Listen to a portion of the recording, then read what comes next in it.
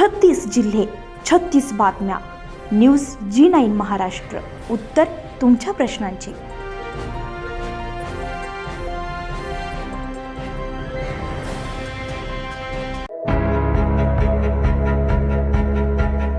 जळगाव जिल्ह्याचे जिल्हा न्यायाधीश RN जोशी यांनी बोदवड येथील दिवाणी आणि फौजदारी न्यायालयात सदिच्छा भेट देत न्यायालयीन कामकाजाची पाहणी केली. यावेळी त्यांनी वकील संघाच्या कक्षात भेट देऊन वकील बांधवांशी संवाद साधलाय, तसेच त्यांच्या अडचणी आणि समस्या जाणून घेतल्या.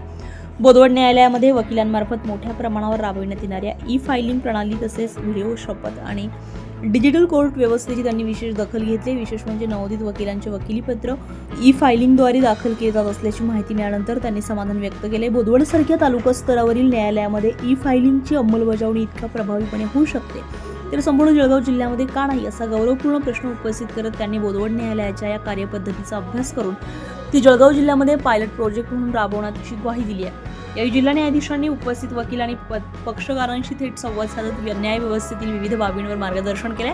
आपल्या अध्यक्षीय मनोगतामध्ये त्यांनी नवोदित वकिलांना न्याय क्षेत्रात यशस्वी होण्यासाठी सातत्यपूर्ण अभ्यास, कायदेशीर घडामोडींचे ज्ञान तसेच नियमित सेमिनार आणि अभ्यास वर्गामध्ये सहभाग घेण्याचं आवाहन केले. तसेच भविष्यामध्ये अशा अभ्यास वर्गांचं आयोजन करण्यासाठी आवश्यक सहकार्य करण्याचं आश्वासन त्यांनी दिले. विधी सेवा अधिक गतिमान आणि लोकाभिमुख करण्यासाठी बोदवड वकील संघामार्फत राबविण्यात येणाऱ्या लीगल एड कायदेशीर मदत उपक्रमाचं त्यांनी विशेष कौतुक केलं.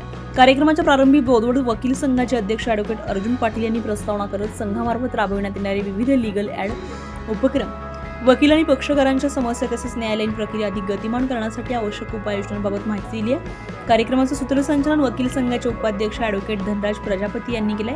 यावेळी व्यासपीठावर जिल्हा न्यायाधीश RN जोशी, बोदवड न्यायालयाचे न्यायाधीश AP खुल्लम, बोदवड वकील संघाचे अध्यक्ष ॲडव्होकेट अर्जुन पाटील आणि उपाध्यक्ष ॲडव्होकेट धनराज प्रजापती उपस्थित होते.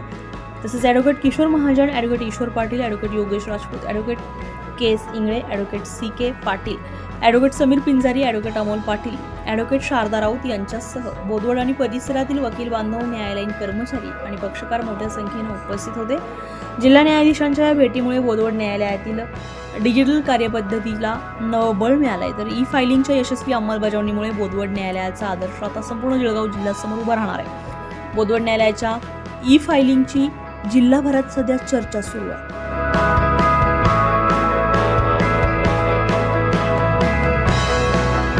न्यूज G9 महाराष्ट्रासाठी ईश्वर वाणी, जळगाव, बोदवड.